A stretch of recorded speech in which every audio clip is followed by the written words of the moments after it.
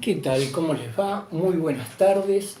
Vamos a hablar ahora, no sé cuántos videos me va a llevar, pero vamos a hablar del procedimiento de determinación tributaria en su aspecto dinámico, es decir, el procedimiento. Como ustedes habrán visto en el programa y también en alguna guía que yo he desarrollado, el derecho tributario formal, tal como se entiende tradicionalmente en los tratados, en los manuales, incluso en el programa de la materia de grado, tiene tres ejes. Por un lado, se tiene que hablar de los organismos encargados de la recaudación tributaria. Entonces, cómo se crean cada uno de ellos, dónde están, qué características tienen. Por el otro lado tenemos las funciones y facultades, y sobre todo se pone el acento en las facultades. Facultades estas que están en el decreto 618 del 97, que en ese caso son del administrador federal, y las del 33 al 36 de la 11683, que son las facultades que tienen que ver con la fiscalización, verificación y fiscalización de tributos. Finalmente, la tercera línea que se estudia tiene que ver con la determinación tributaria. Esa determinación que comienza, artículo 11, siendo una autodeterminación. En realidad el contribuyente presenta declaraciones juradas y cuando esas declaraciones juradas, cuando no las hubiera presentado o las mismas resultaren impugnables, así impugnables como posibilidad, entonces comienza esto del artículo 16, fíjense ustedes, artículo 16 de la 11683, por supuesto, dice: cuando no se hayan presentado declaraciones juradas o resulten impugnables las presentadas, la AFIP procederá a determinar de oficio la materia imponible o el quebranto impositivo. En su caso, y a liquidar el gravamen correspondiente, sea en forma cierta, por conocimiento cierto, directo de dicha materia, sea mediante estimación, si los elementos conocidos solo permiten presumir la existencia y magnitud de aquella. Muy bien. Cuando no se hubieran presentado declaraciones juradas o las mismas resultaren impugnables. Hay como una sospecha, ¿sí? Y ahí nace esta primera fase del artículo 16, que es el procedimiento previo instructorio de fiscalización. ¿A partir de qué acto interno de la administración, pero que se lo comunican al contribuyente, es la orden de intervención? Está incorporada en el primer artículo sin número a continuación del artículo 36, y en su primer párrafo dice: a efectos de verificar y fiscalizar la situación fiscal de los contribuyentes y responsables, la AFIP librará orden de intervención. Orden de intervención. En la orden se indicará la fecha en que se dispone la medida, los funcionarios encargados del cometido, los datos del fiscalizado, nombre, apellido o razón social, clave única de identificación tributaria y domicilio fiscal, y los impuestos y períodos comprendidos en la fiscalización.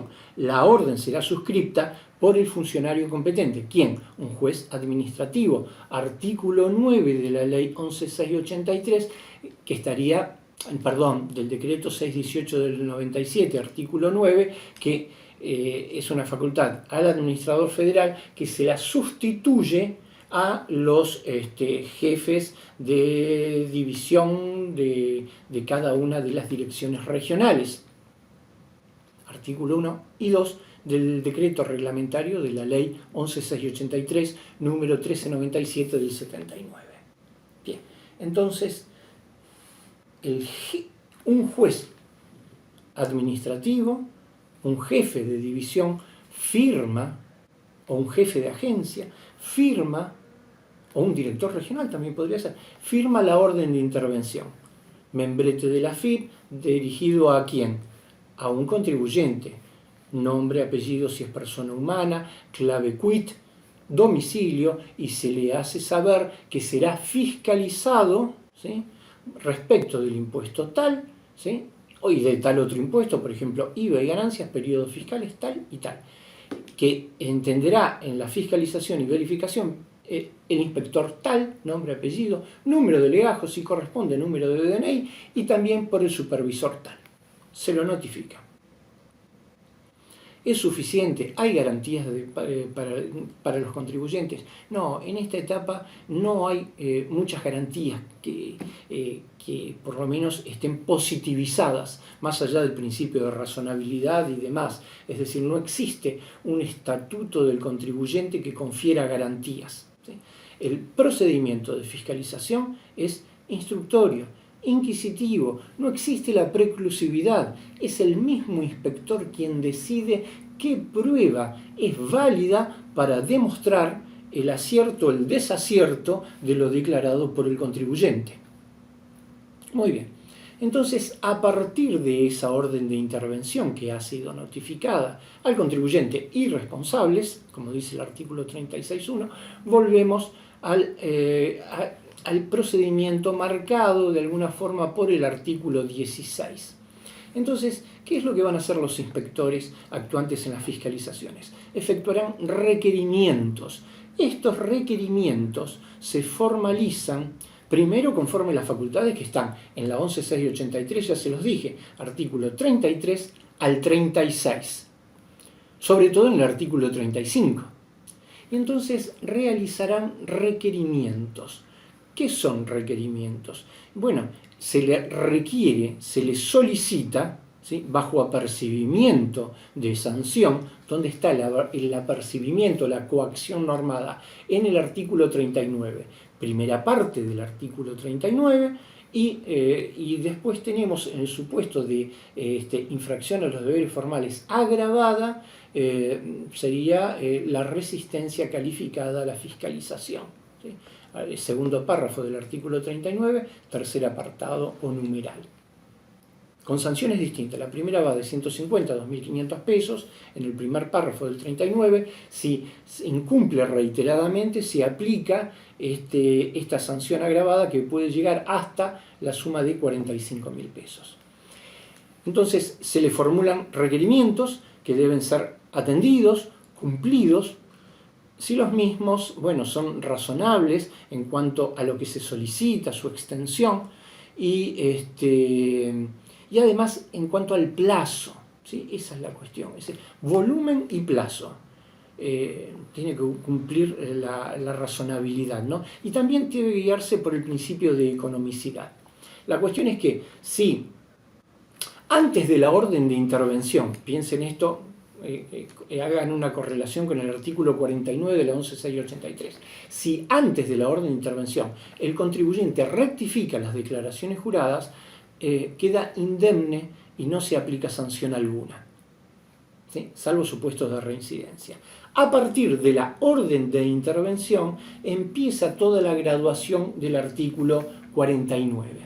Entonces, efectuará el inspector los requerimientos. Si el inspeccionado cumple con los requerimientos, si obtiene toda la información, por ejemplo, libra, pide prueba informativa a los bancos informan, entonces llega a conocimiento cierto de la materia imponible. El inspector realiza sus propios papeles de trabajo con la prueba que él decide producir dentro de ese procedimiento de fiscalización. Realiza sus papeles de trabajo y los confronta con lo declarado por el contribuyente. Quizás hasta necesite requerirle los papeles mismos de trabajo para llegar a esa declaración jurada. Entonces confronta. ¿Qué es lo que puede ocurrir? Que el contribuyente haya pagado bien. Bueno, si pagó bien, entonces no hay interés fiscal. Si por el contrario,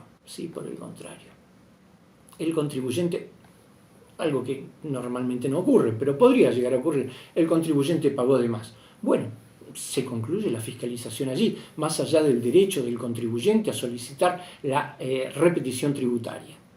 Si por el contrario, el contribuyente pagó en defecto, pagó de menos, entonces allí se le hace saber mediante lo que se ha dado en denominar antes, se la denominaba prevista, ahora se la denomina vista previa. Entonces, la fiscalización notifica también mediante un acta, un F8400, un acta, la vista previa. Y veo que acá estamos justo en 10 minutos. Así que paro ahora y sigo en el próximo video. Hasta luego.